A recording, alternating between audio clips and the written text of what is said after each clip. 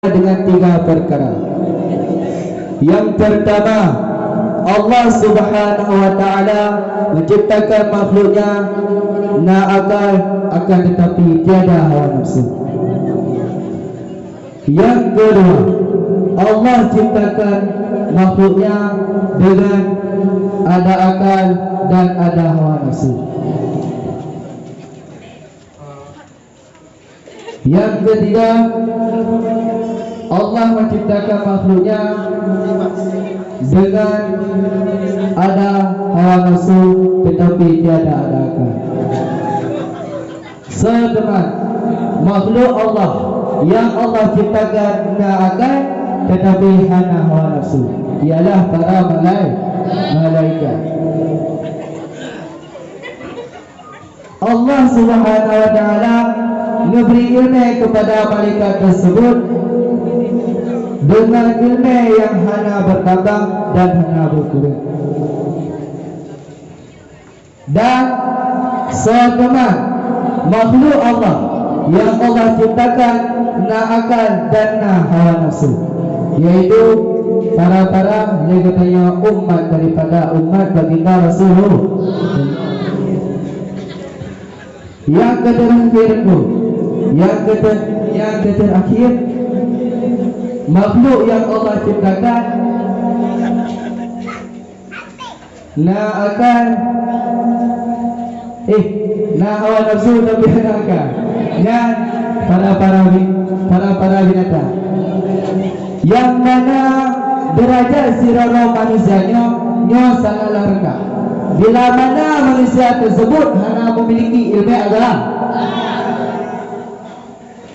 Hadirin wal hadirat sidang pendengar yang dirahmati oleh Allah Subhanahu wa taala. Allah Subhanahu wa taala sangat bermulia manusianya. Bila mana manusia tersebut akan pikiran tadi dipikir masalah tentang ilmu agama. Bahkan benar dikatakan manusia yang nak ilmu agama lebih mulia tubuh berbatu ketimbang daripada malaikat. Dan malaikatnya apapun yang diperintah oleh Allah Subhanahu wa taala. Namun hai tubuh berbatu manusianya ilmu ini dapat bertambah melebihi daripada malaikat dan dapat berkurang melebihi daripada binatang. Bahkan benar dikarenakan apabila binatangnya mati, terhadap binatangnya hanya dihisap.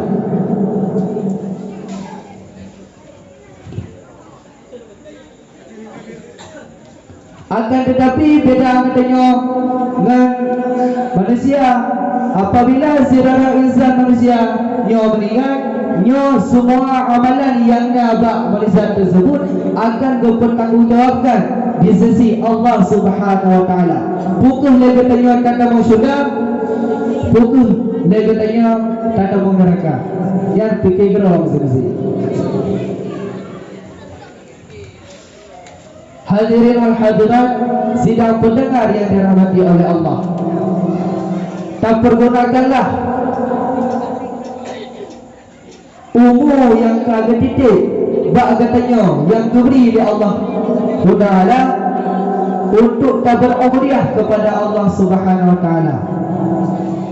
Untuk tak berubudiyah kepada Allah Subhanahu wa taala. Lebih-lebih dia katanya umat daripada baginda Rasulullah, umat yang berhati-hati dicinta oleh baginda Rasulullah untuk tak benar ilmu agamanya. Dikatakan ledang le baginda Rasulullah. Talabul ilmi faridatun ala kulli muslimin wal muslimat. Tertuntut ilmunya wajib bagi semua wajib buku, bagi legatnya orang agama yang Islam ataupun orang yang Islam. Ya, ledang le baginda Rasulullah. Ya.